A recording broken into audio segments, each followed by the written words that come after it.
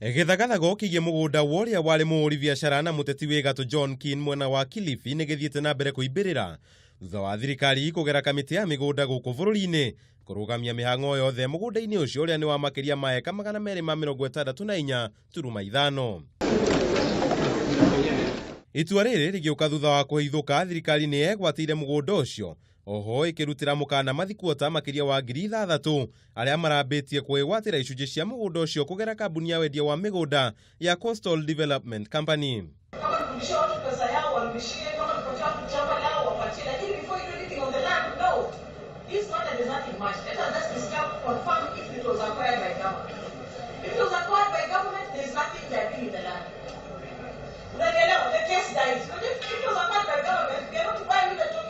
Itua riri rigikinyanirio thikũ 2 thutha wa MCA wa Kibarani na Pamela Soila uria ni mwari wa muteti ucio gwikinyia mbere ya kamiti yo thuthuria-ini uria urathie na mbere wigie mugunda ucio niguo kunina githagathago kiria kiugumeire. The Pwani land and the land around there has several numbers, and 5046/11 they are Pwani University. Hii is /5, which was also acquired by government. So there's no relationship between the Pwani land and this land.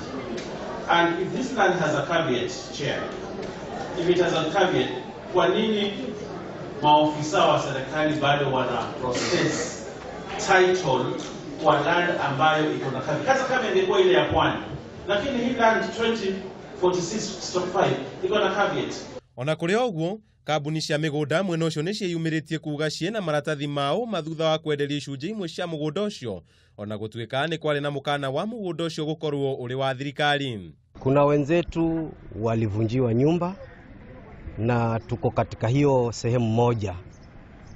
Katika hali hiyo ikatupelekea kwamba tufanye uchunguzi, maana kabla John Keen akufe alikuwa ameingia katika mikataba mbalimbali na ile kampuni yake ambayo kufikia sasa tunaiona kama imekuwa ikifanya vitu visivyo vya kisheria. Kwa hivyo tumekuja hapa kutafuta haki ya wakazi wa Kibarani katika ile shamba ambao wamekaa zaidi ya miongo 5.